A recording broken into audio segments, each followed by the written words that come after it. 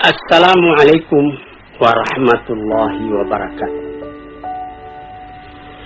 Para pendengar, para peminat kuliah subuh yang berbahagia, soal-soal hidup dan kehidupan kekal yang kita sebutkan sekali 2 minggu di dalam pengajian tasawuf ini belum habis. Dalam keterangan yang telah lalu kita melihat bahwasanya kepada kita telah diberitahukan bahwa hidup yang di belakang ini itulah hidup yang sebenarnya. Segala kesungguhan kita di dalam kehidupan yang sekarang, kegiatan, inisiatif, kreatif dan segala macamnya, kita tujukan dalam umur yang pendek ini, dalam masa yang sedikit ini. Kita sanggup memikul beban bagaimanapun beratnya. Kita sanggup payah, lelah, penat, sukar. Karena ada yang kita harapkan, yaitu kehidupan yang sejati. Ilmu dan amalan, usaha dan kerja hanya alat untuk mencapai kebahagiaan hidup yang akan datang. Hidup dimulai apabila nafasnya berhenti. Alangkah ganjilnya perkataan itu. Hidup dimulai apabila nafasnya berhenti. Yang sebelum itu apa? Hidup itu hanya khayal.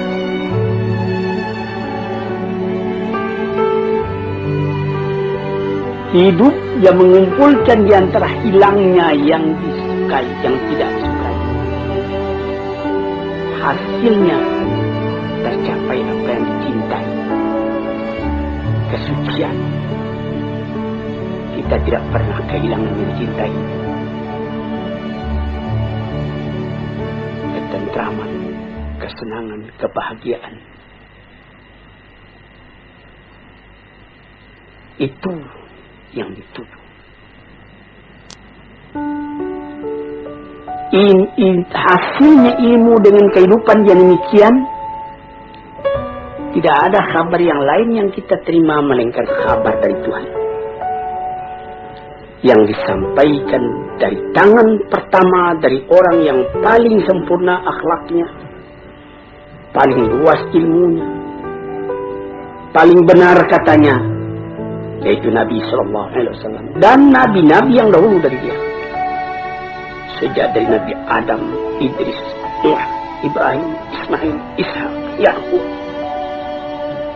sampai kepada Yusuf, sampai kepada Musa, sampai kepada Isa, sampai kepada Daud dan Sulaiman dan lain-lain. Nadanya sama, mengatakan hidup yang sekarang ini baru khayal, hidup yang sejati nanti.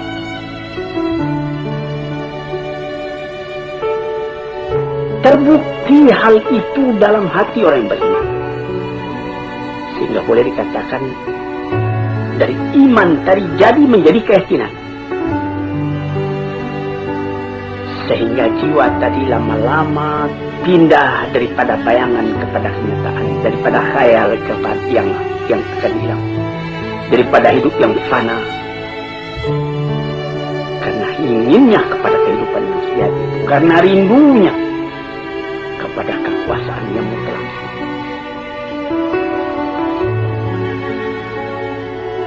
Kerinduan itulah yang menimbulkan nilai kepada hidup yang sekarang. Karena pada hidup yang sekarang ditentukan kebanggaan hidup yang akan datang.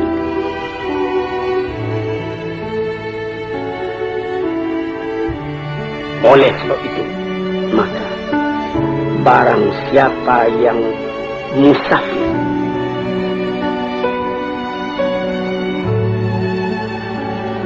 menuju kepada kehidupan yang bahagia itu, dia tidak merasakan lagi bagaimana pahitnya jalan yang ditempuh.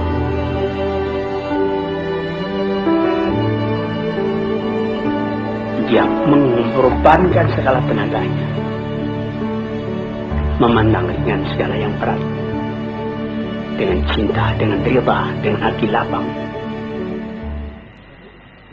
terus berjalan. Ya kadang-kadang karena capek berhenti, tapi dia tahu perjalanan ini belum selesai. Banyak-banyak berhenti, lama baru sampai katanya.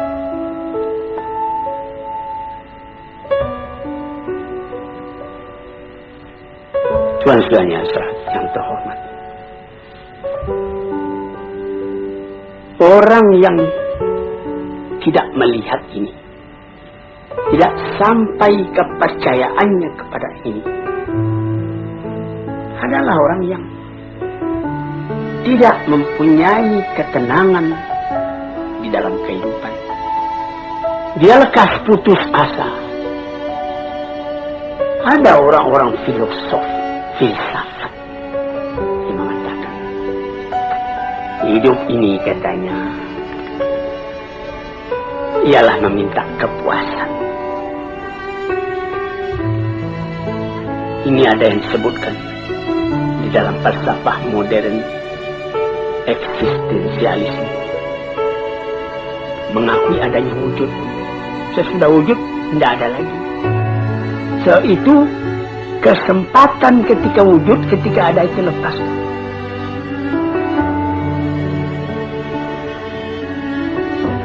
Karena apabila kita telah mati, kita sama saja. Seorang filosof yang tinggi, seorang ulama yang besar, seorang perampok, seorang pergajul, seorang yang tidak apa-apa, apabila telah kembali ke tanah, jadi tanah, dimakan ulat. Dia ambil alasan ketika Iskandar Makedoni berjalan-jalan ke satu kuburan. Di sana bertemu dia dengan filosof Diogenes. Lalu dia menanyakan, di situ ada kuburan. Raja Iskandar Makedoni menanyakan, Tuan, mengapa Tuan di sini? Dia bilang, saya sedang menggali-gali kubur. Saya hendak melihat adakah perbedaan di antara tulang ayah Tuan dengan tulang orang-orang lain yang berkubur di sini. Rupanya tidak ada perbedaan. Karena katanya kata filsafat orang enak membaca. Jadi orang-orang filosof yang begitu, dia percaya kalau sudah mati tidak ada perbedaan lagi. Tulang sama-sama putih, tanah sama-sama hancur, sama-sama dimakan ulat, habis perkara. Sampai disyairkan oleh ahli-ahli syair, innamal aisyu fi bahimiyatil ladzah wa ma yaqulul falsafah. Hidup itu ialah menurutkan kepuasan, ladzah, kepuasan.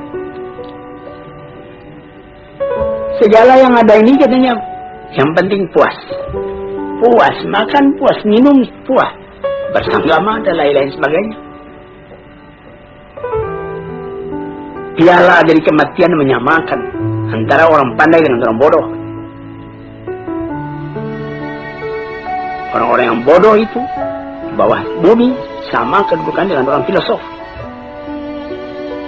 Kalau engkau masih ragu, coba tanyai bumi itu, apa perkataannya? Perkataan begini adalah simbol dari orang yang mu'anid, yang menentang agama, menentang akal. Perasaan yang seperti ini dari akal juga, tapi akal yang dipenuhi oleh nafsu, bukan akal yang kembali kepada kemurniannya, kepada fitrahnya. Akal yang jauh daripada iman dan hikmah.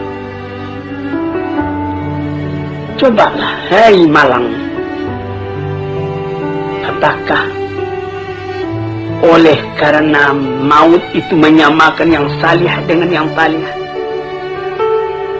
yang alim dengan yang jahil? Oleh karena itu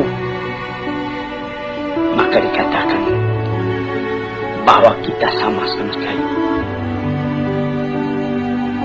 Orang di dalam perjalanan sampai ke tempat perantaian yang terakhir. Di mana kesenangan orang itu? Apakah duduk di atas singgah sana mahligai dengan keistirahatan, atau duduk dalam kecelakaan kesengsaraan. Apakah memang berhenti saja segala sesuatu apabila maut telah datang?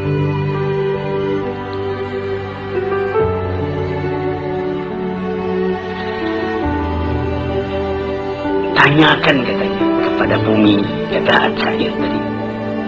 Kita sudah tanyakan kepada bumi dengan renungan dan menungan.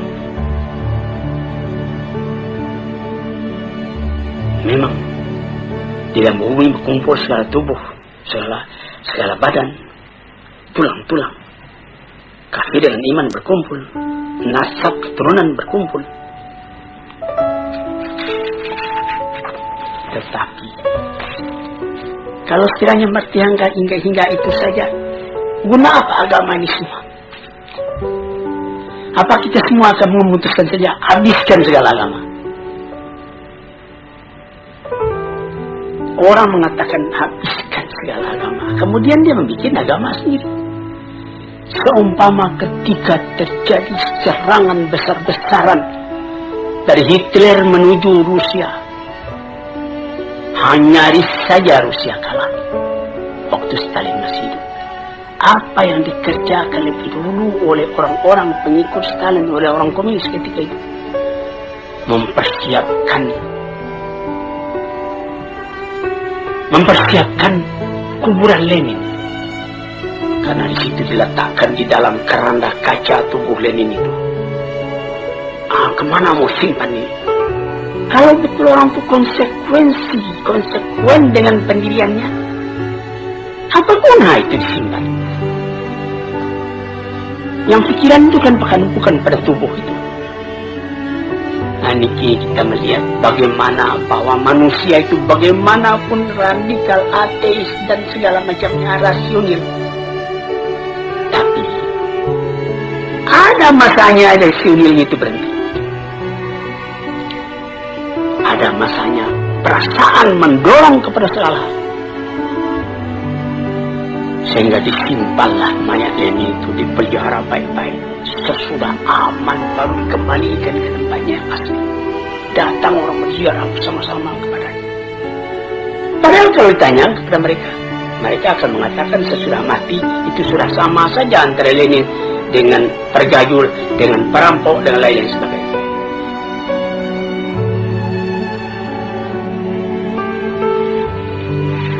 Jadi kalau kita hendak menanyakan bagaimana sebenarnya manusia sesudah matinya, kita kemana bertanya? Orang yang beragama sudah jelas menjawab kepada Tuhan, kepada Rasul-Rasul, kepada Musa, kepada Isa, kepada Yusuf, kepada Daud, kepada Sulaiman, kepada Muhammad, kepada Nuh, kepada Ibrahim. Akan sepakatkah semuanya itu nabi-nabi itu menegakkan bohong dalam alam ini? Kita tanyakan juga kepada orang-orang yang mengalami rasa kejiwaan yang mendalam, menjadi khalifatullah di muka bumi. Dan tanyakan juga kepada Quran.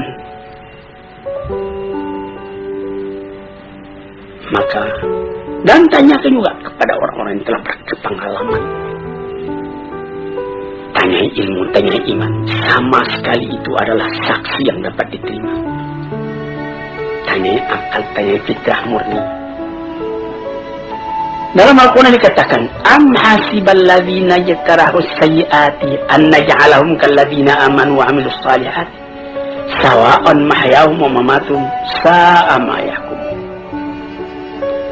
Apakah menyangka orang-orang yang telah berbuat jahat dalam alam ini akan disamakan saja kedudukan mereka dengan orang yang beriman dan beramal saleh, sama hidupnya dan sama matinya? Itulah satu perhitungan yang salah. Yang dapat menyangka demikian cuma orang yang bodoh atau orang mengingkari rasa jiwa di dalam. Sebab itu, maka seorang ahli fikir Eropa, Oswald Spengler, mengatakan orang yang bersorak, mengatakan dia tidak percaya akan adanya hari kemudian itu, bersorak karena dia melawan kepada rasa dari hatinya sendiri. maka memandang kepada soal itu terbagi dua. Ada orang yang memandang kepada ilal asya, kepada sesuatu, dan ada orang yang memandang pada sesuatu. Antara kepada dengan pada lain. Ada orang yang memandang kepada sesuatu, ada orang yang memandang pada sesuatu.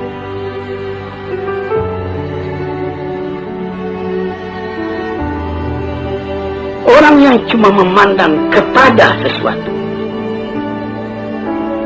menjadikan sesuatu itu semata-mata objek, maka pikirannya dan hatinya lama-lama pecah belah. Dia tidak dapat mengambil kesimpulan.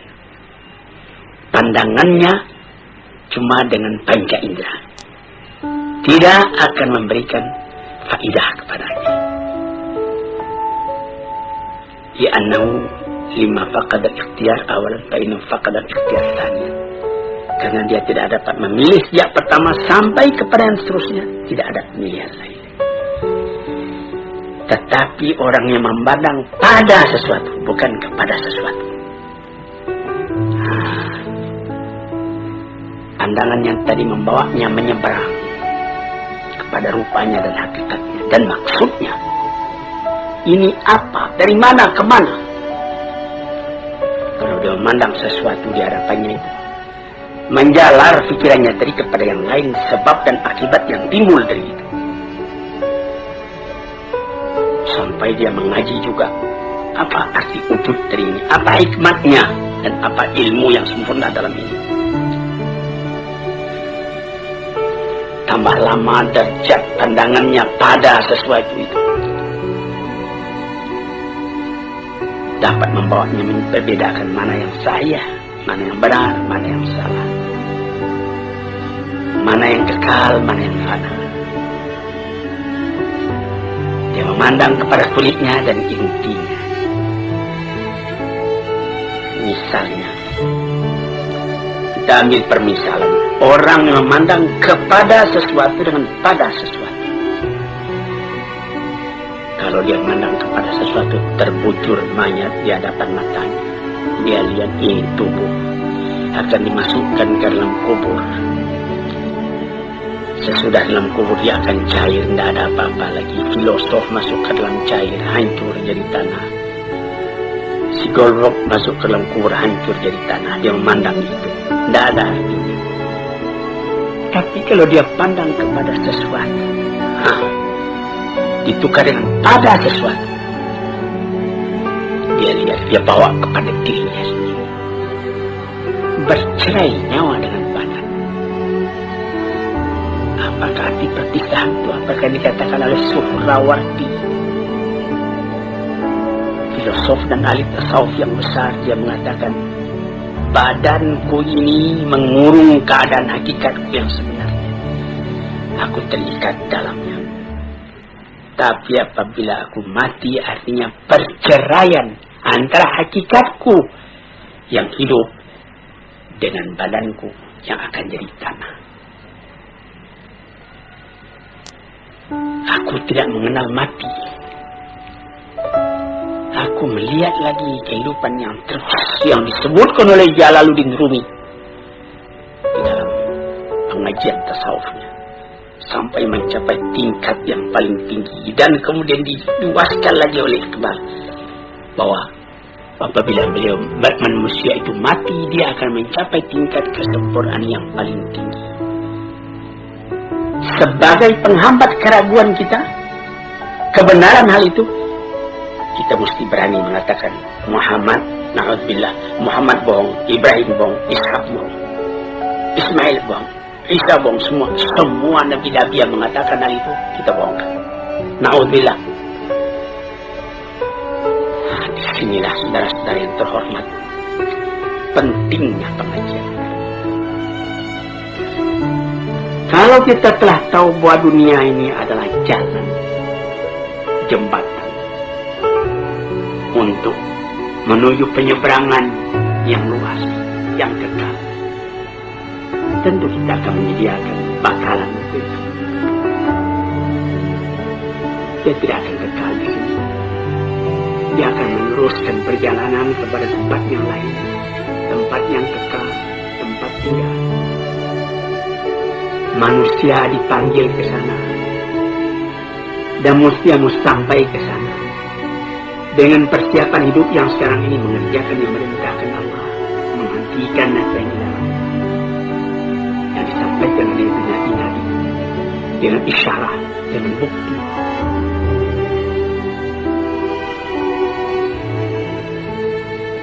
Dengan demikian baru sampailah manusia tadi kepada ketentraman hati. Untuk itulah dia dijadikan, untuk itulah dia dipersiapkan perjalanan yang menuju ke sana. Dia berusaha pada hidup yang sekarang belum pasti, memastikan sikap kita sendiri bagaimana kita menyambangi jalan. Nah, itulah hadirin yang terhormat, hakikat dari kehidupan yang dikatakan tadi, yang di seberang hidup yang sekarang itu hidup yang sejahtera. Sekian dulu, lain-lain hari kita sambung lagi. Assalamualaikum warahmatullahi wabarakatuh.